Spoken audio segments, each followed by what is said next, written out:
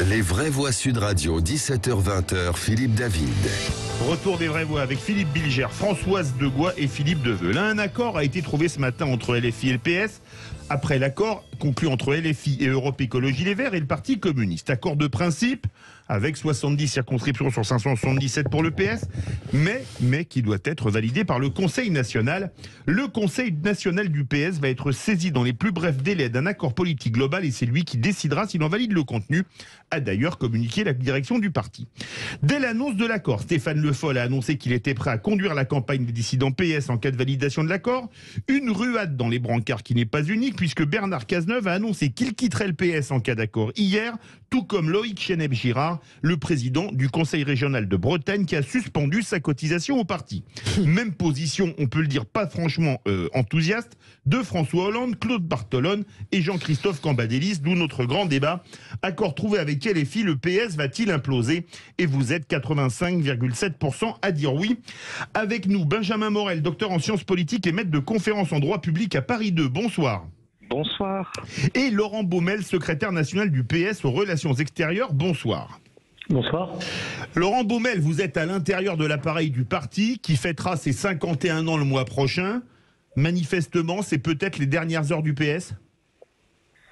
Ou au contraire, c'est peut-être le point de départ d'un nouveau PS, parce que si nous entrons dans cette coalition, dans ce rassemblement qui répond quand même à une espérance, vous avez dit 85% des Français pensent que le PS va exploser, mais je voyais aussi que 93% des électeurs de gauche souhaitaient ce rassemblement. Donc peut-être que c'est un nouveau départ qui va nous permettre d'écrire une nouvelle page de l'histoire de la gauche.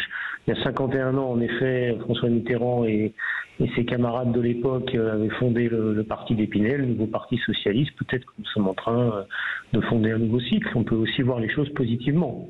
Le politologue Benjamin Morel, comment voit-il les choses? Positivement ou négativement ou mitigé? Un peu des deux en réalité. C'est-à-dire qu'avec cet accord, le Parti socialiste obtient quand même quelque chose qui est relativement important. C'est la quasi-certitude, sauf catastrophe et Bérésina, mais qui ne s'annonce pas, d'avoir un groupe parlementaire et donc d'avoir une autonomie, une voix particulière, singulière par ailleurs. Ensuite, il y a la question financière. Donc en faisant ça, en réalité, le PS assure également sa survie. Et c'est pas qu'une affaire de circo, de gros sous, etc. Si vous voulez avoir une voix audible et autonome, vous avez besoin de ça dans le paysage politique.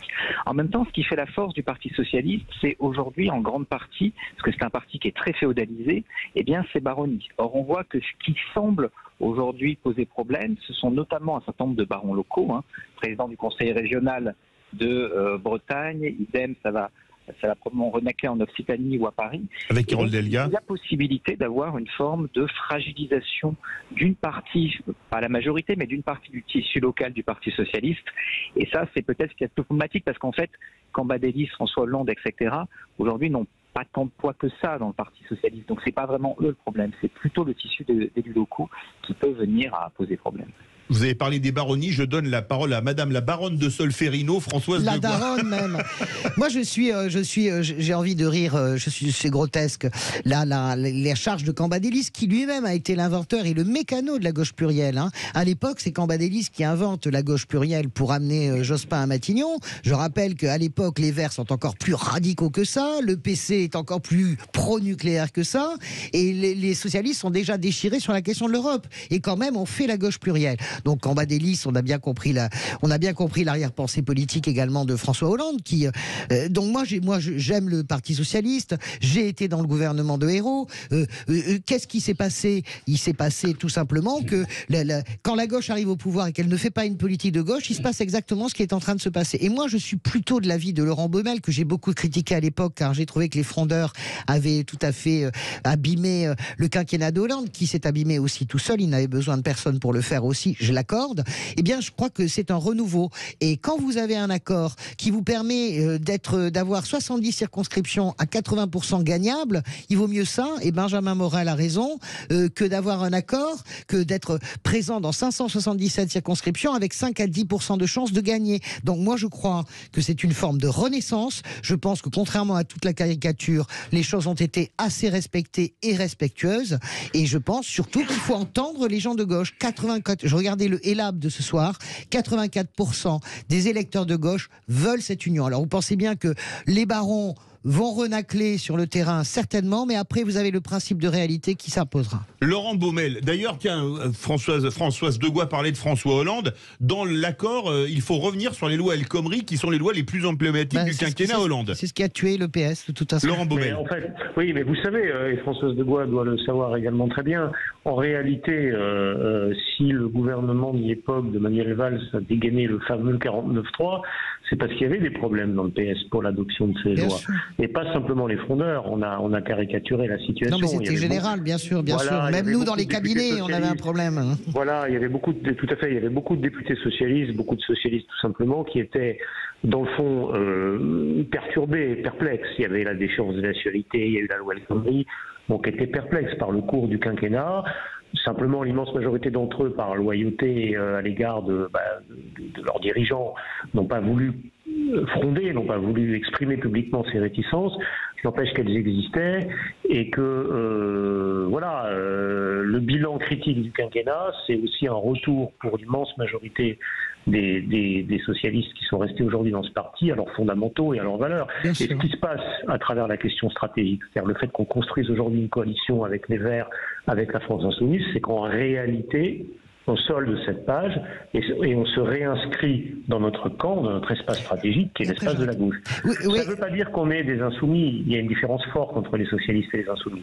Mais ça veut dire qu'on considère, par exemple, dans la situation politique où on est aujourd'hui, qu'entre Macron d'un côté et l'espace de la gauche de l'autre, eh bien on est dans l'espace de la gauche. Juste Très pour court. dire, je vais très court, après je laisse la parole à un petit camarade, d'autant que la radicalité, quand François Mitterrand gagne à Épinay, le congrès d'Épinay, c'est un discours d'une très grande radicalité. J'en parlais avec un Mitterrandien historique il y a quelques jours qui me disait, mais vraiment, Mélenchon, c'est de l'eau de rose à côté de la radicalité avec laquelle François Mitterrand s'est emparé du pouvoir, a gagné, a conquis le pouvoir. Donc remettons tout à leur place. tiens. Je ne crois pas qu'on soit soumis aux insoumis. Benjamin Morel, Mitterrand moins radical que Mélenchon pour vous? Plus radical, plus Mitterrand, radical. j'ai dit plus radical, pardon, Bien que sûr. Mélenchon.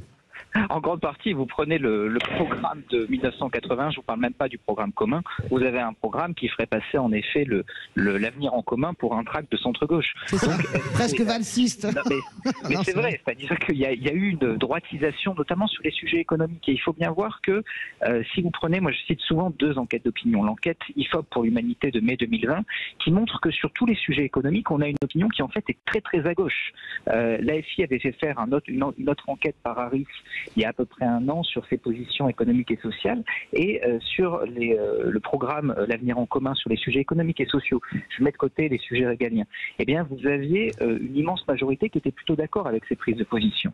Donc, en réalité, vous avez une opinion qui est relativement très à gauche sur ces sujets-là et vous avez des partis qui, peu à peu, ont plutôt dérivé à droite. Donc, en réalité, ce type de position peut avoir un assez large écho. Ensuite se posent des questions régaliennes, républiques, etc. Alors là, le Parti socialiste a inclus dans l'accord des références assez fortes sur ces sujets, parce qu'en effet, sur ces sujets, les positions de l'AFI apparaissent relativement à contre-courant et minoritaires, mais en soi, il y a aujourd'hui un logiciel qui peut permettre, en effet, d'aller assez loin pour la gauche. Philippe Bilger. J'aimerais poser une question à Laurent Baumel. Est-ce qu'à votre avis, le fait d'opérer cette mue, cette métamorphose que vous appelez de vos voeux au Parti socialiste, le fait qu'elle doive s'effectuer sous l'emprise de la victoire de LFI pour aller vite, est-ce qu'elle ne va pas priver le Parti socialiste lui-même d'une forme de liberté? Est-ce qu'il ne va pas devoir choisir au fond la leçon de l'adversaire est-ce que au fond vous n'auriez pas, si vous n'aviez pas été sous cette contrainte de la victoire de Mélenchon, été plus libre pour mettre en œuvre un changement qui n'aurait relevé que de votre seule initiative? Laurent Baumel. Oui, bien sûr. Si vous me dites est-ce qu'on aurait préféré que Mélenchon fasse 1 et nous 22, oui, mais bon, c'est dans l'autre sens que les choses se passent, parce qu'il a su capter d'une certaine manière la dynamique à gauche, le vote utile. Il a une force d'incarnation et une construction politique avec son mouvement qui est là et qu'on doit admettre, tandis que nous, ce qu'on représentait, la force propulsive qui avait été la nôtre en tant que parti de gouvernement, que marque politique incarnant l'alternance, tout ça c'est étiolé au cours du temps et dans le fond le dernier quinquennat a été un peu point de non-retour. Donc on est en fait aujourd'hui face à une réalité politique et on prend axe de cette réalité politique pour essayer de construire un chemin stratégique. Alors après, bon, vous avez raison, la question du maintien de l'identité socialiste, c'est-à-dire en réalité de la culture de gouvernement, les valeurs de gauche et la culture de gouvernement dans cette coalition est un point central. Et dans les négociations que nous venons d'achever, qui ont duré beaucoup d'heures, en tout cas dans la partie qui concernait le fond, c'est bien ça dont il était question, notamment sur l'Europe ou sur les retraites ou sur d'autres sujets, c'était de bien veiller à ce que notre propre héritage, qui est une certaine capacité à prendre en compte les contraintes et les réalités de la transformation de la société par l'exercice du pouvoir, soit bien présente dans notre accord. Les vraies voix. Voilà. Oui, non, on fait une pause. Les vraies voix, 18h42, accord trouvé avec LFI, le PS va-t-il imploser? Vous êtes 85,5% à dire oui. On se retrouve tout de suite avec les vraies voix, Laurent Baumel et Benjamin Morel. Retour des vraies voix avec Philippe Bilger, Françoise Degois, Philippe Deveul. La nouvelle vient de tomber, Bernard Cazeneuve quitte le PS, Philippe Deveul. Oui, bon, bah, ça, c'est des classiques. Ce sont les classiques qui partent. Bon, c'est leur choix. Moi, je pense, on parle du PS, mais il faudrait faire en parallèle, poser la même question avec le LR. Quelle est la position politique du LR après le score de Dame Ginette au premier tour des élections? Vous voulez parler de Valérie Pécresse? Oui, voilà. Dame Ginette, vous savez, c'est la dame qui chante et qui demande à votre bon cœur, monsieur, dame. Ah oui, d'accord. Voilà. Oui, avec donc, le voilà. oui. Donc, je pense que le PS et le LR sont un peu les miroirs de la vie politique d'avant. Et je pense que cet accord avec le PS, c'est un accord évidemment électoral. Sur l'unique politique que j'aimerais savoir, parce que je crois que la gauche perd beaucoup de son âme et de son ADN, et de son ADN par rapport à LFI ou à LV, par rapport à ce qu'ils font, à ce qu'ils peuvent dire, etc. Et puis d'un autre côté, bon, bah c'est la vie du parti, mais surgit de ça 3 blocs. Il y a le bloc de l'extrême gauche, le bloc centriste, libéral, mondialiste de Macron, et la droite extrême droite conservatrice. Et la droite, je dirais pas extrême droite, il faut pas exagérer. L'extrême droite. Ça vous ennuie pas de dire extrême gauche, mais on peut pas dire extrême droite. Oui, je veux dire pourquoi. Non, mais j'ai des raisons. Je dis pas ça comme ça. Il y a des raisons. Quand il y a des manifestations d'extrême gauche avec les antifas, ce sont des milices qui font du mal, qui tapent, etc. Et il n'y a pas de milices d'extrême droite. Il n'y a pas dans les manifs de droite pour le mariage pour tout ça, il n'y avait pas de milice. Ça, c'est faux. On va faire réagir. Donc je dis qu'il y a le bloc de la droite nationale, souverainiste et patriote. Bon, donc il y a ces 3 blocs et on va voir. L'extrême droite raciste. Si ça vous fait. Non, ça je suis pas d'accord. Ça c'est de la diffamation. Alors on va faire réagir Benjamin Morel. Les gens dans les îles ont voté Marine Le Pen en majorité, donc arrêtez avec le racisme. Ça c'est des années 80. Non, parce qu'on dit que c'est des racistes. S'il vous plaît, Benjamin Morel. Est-ce que la gauche perd une partie de son âme avec cet accord? Parce que c'est vrai que quand on voit le... Vous avez regardé l'accord? Non mais attendez, je peux prendre l'exemple de revenir sur les lois El Khomri, c'est carrément revenir sur le quinquennat Hollande, par exemple. Est-ce que c'est perdre son âme? Disons qu'elle renie une partie de son héritage récent, mais fondamentalement, il n'y a rien qui est profondément renié. C'est-à-dire que les 3 grands points de clivage entre LFI et le PS, c'est d'un côté l'héritage de François Hollande. Là, ça m'apparaît comme étant quelque chose en effet relativement solvé, mais c'est pas non plus quelque chose d'essentiel dans l'identité de la gauche. Il y a la question de l'Europe, mais le Parti socialiste a toujours été clivé sur l'Europe. Il n'y a jamais eu, souvenez-vous de 2005, vous avez une partie du Parti socialiste qui fait campagne contre. Mélenchon, il est au PS à l'époque. Mélenchon est au PS à l'époque. Et oui, exactement. Et Emmanuel, la question de la République de la laïcité, ça n'a jamais été extrêmement clair à la FI ces dernières années, mais je vous ferai remarquer que ça n'a jamais été très clair non plus à Europe Écologie Les Verts. Or, personne n'a jamais reproché au PS de faire alliance avec Europe Écologie Les Verts. Donc, fondamentalement, celui qui défrait la chronique ces derniers jours, c'est pas Jean-Luc Mélenchon, c'est Éric Piolle. Donc, voilà, si vous voulez, je ne crois pas sincèrement qu'il y ait quelque chose de fondamentalement nouveau, une forme de transgression dans cet accord. Après tout, il y a eu des accords entre le PS et LFI aux élections locales, aux élections régionales. À l'époque, ça ne faisait réagir personne. Laurent Baumel, on a appris le départ de Bernard Cazeneuve, c'est tombé là il y a 2 minutes. Le PRG a refusé de faire liste commune avec LFI. Je vais vous poser une question de recomposition politique. Stéphane Le Foll, qui est quand même un membre éminent du PS, il était ministre sous François Hollande, a dit qu'il était prêt à mener, je le cite, à mener la campagne de ceux des dissidents PS. Vous n'avez pas peur d'une concurrence de candidats PS-PRG ? Je crois qu'il n'y a pas d'espace politique pour ça. C'est-à-dire qu'aujourd'hui, et d'ailleurs d'une certaine manière, je vais vous dire, l'élection présidentielle en est la preuve. C'est-à-dire qu'aujourd'hui, la réaffirmation d'un PS tout seul, basé sur la nostalgie du quinquennat Hollande, sur la fierté d'avoir été différents des uns des autres, etc., ça n'existe pas, il n'y a pas d'espace politique. Les jeunes qui rentrent aujourd'hui dans la citoyenneté, vous croyez qu'ils votent PS ? Vous croyez qu'ils votent pour ce PS-là ? Mais non, bien sûr. Pas du tout. Pas du tout. Donc en fait, si nous voulons que ce que nous avons incarné historiquement, c'est-à-dire, je le répète, à la fois des valeurs de gauche et un certain rapport à l'exercice des responsabilités, qui est un peu notre histoire, si nous voulons que ça perdure, il faut l'inscrire dans une coalition efficace. C'est ça le sujet. Moi, par exemple, je ne suis pas rentré au Parti Socialiste pour témoigner. Quand on rentre au Parti Socialiste, c'est pour trouver un chemin qui permet de construire quelque chose qui nous permet d'arriver au pouvoir et d'exercer des responsabilités. Bon, aujourd'hui, le Parti Socialiste maintenu tout seul avec son drapeau flottant au vent, c'est pas un chemin qui permettra d'exercer des responsabilités. Ça permet de gagner des mairies. Et encore, j'attire votre attention sur le fait que quand nous avons gardé nos villes, c'est parce que nous étions à la tête de rassemblements très larges. De coalition. Vous avez absolument raison. Je suis d'accord. Bon, après, c'est un peu triste, mais bon, c'est tous les Hollandais qui montent au créneau. C'est tout. C'est aussi simple que ça. C'est Bernard Cazeneuve, c'est Stéphane Le Foll et c'est François Hollande. Cambadélis, bien sûr. Lui-même, encore une fois, inventeur, je le redis, de la gauche plurielle.